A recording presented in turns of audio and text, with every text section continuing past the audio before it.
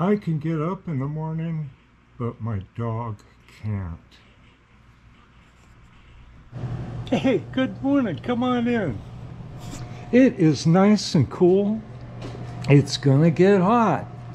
Oh, this thing here, a guy came in and looked at it, and he had to have the chuck and the tool post. So now the price is low to $32,000. What a deal. It's just incredible. Okay, over here we have old trick. Oh, let me set that coffee down. Old trick for old lathe, and it works pretty good.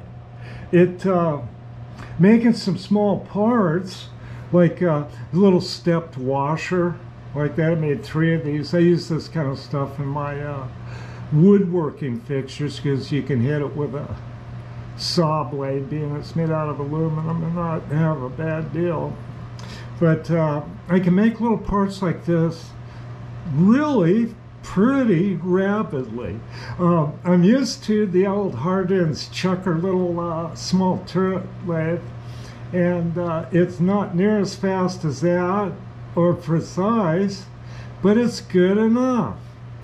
Okay, so I showed a couple of things with this that I think that are going to be useful, and then I'm going to change the chuck here and see if I can tighten up the tolerances. I thought I was doing really good for a while, and then all of a sudden I was doing terrible, hitting tolerances all over the place, and then I noticed the tool like getting sucked into the work. I go, oh, wow, something's wrong. And I discovered that the gib adjusting screw broke and jammed in such a way that it appeared like it was functioning, but it was causing the gib to come loose, and it was weird. But anyway, I got that fixed, and I want to try to dial in the tooling and what I need to do to get well, try to get a bearing journal or something out of this. Okay, well, I'm going to load the old tools and tricks for old lathes here. And I'd like to thank the Blade for donating the vintage Enco tailstock turret for experimentation. And also, let's not forget, the Blade is building up one of the most interesting Model 10 EEs made, was the long bed ones. They're really quite rare, and for some reason they weren't used out here at Hanford. I'd never seen one out here, but those are rare. And he's building one up, and he needs a gearbox that has 3 levers like this that'll switch to the inch metric, and that would really finish off that machine. He's almost got it finished off, but you know, it's like you find the last thing you need after you got it all painted. Okay, well, I'm going to load the video on this tailstock turret, genuine Enco USA. Okay, it's really nice beginning to get this old Axelson lathe dialed in, and having the chuck run through is really nice. I just stuck a broken off end mill that I made a center on the cutter grinder in here, and I'm just doing some careful eyeball alignment. Now, there's slight errors in everything, so I can take this drill chuck and I cut the Jacob's taper on here. So, you know, there's a little bit of error here and there, and I can take and rotate it and find the best spot for it and then lock it down, you know, because yeah, you can just do that. Now, the center's very important here, and let's see how it's lining up. This is a center off a Harbor Freight mini lathe, by the way, and it's going to work just fine. If I need a better one, I'll put one in there. So I figured out I need to leave a blank spot here when I have stuff supported by the center to get the tool in there. So this is a blank spot. I don't know. I'll figure out something here. Got the born head for boring and OD turning. And it was pointed out to me that if I used the left-hand bar, I could keep the machine running and forward and save time that way. But I'll tell you something, running this particular brand of machine in reverse is a really good idea because it's got this extra shafts back here. You run the thing in reverse and it throws all the oil back there on the noisy stuff. And I've been doing that, and it's making the machine run considerably better. So that's it. You learn to live with it. Okay, so that's kind of where I'm at with that. And I got a little piece of scrap bronze, and I turned it here where I can grab it in that 3-jaw chuck, and then I can turn this true, and then I can I need a couple of brass spacers. So I think I could do all that using this turret, saving considerable time and reasonable precision. But I just thought I'd show that you can, on something like this, you can juggle the holders, because, you know, the turret might be plus or minus 1/1000 or 1/1000 and the holders too, and all that. I turned the socket, Morse 2 socket, into this piece of steel for this. All on the machine, just threw it in the 3-jaw chuck, so all this stuff's within 1/1000, but you got to think of stacked error. So if you kind of juggle stuff around, you can get it true. Okay, just trying to look at all the details to get the best possible results. Back with more. Okay,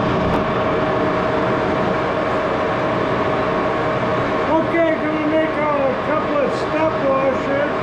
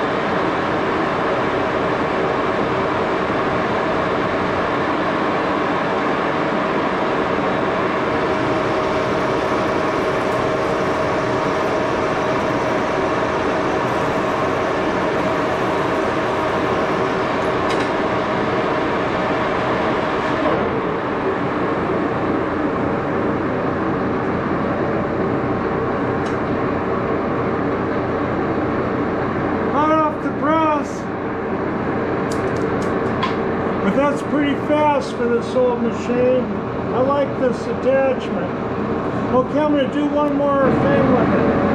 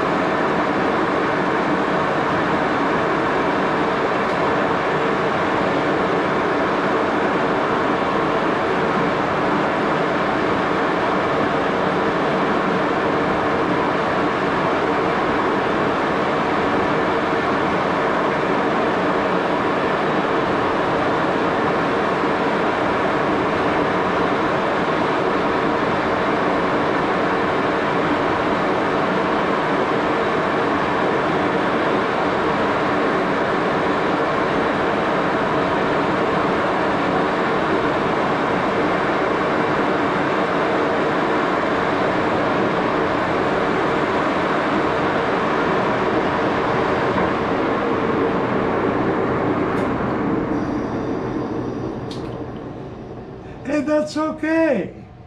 That's pretty fast. Just, you know, just salvage that piece of bronze there. I can use it for different things. Got it cleaned up.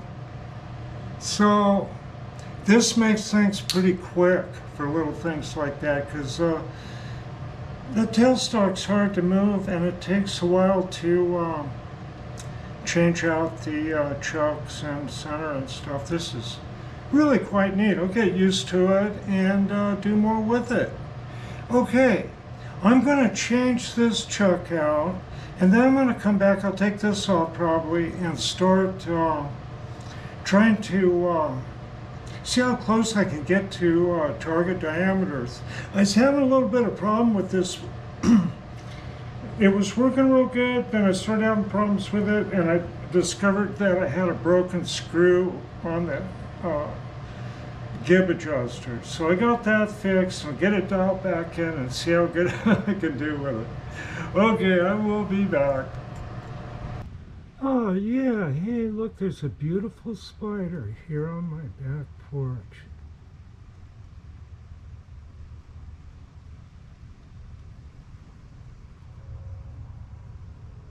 I don't know how close I can get there.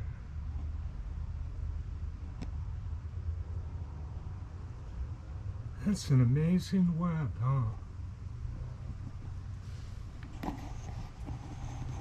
Okay, just heading into the shop.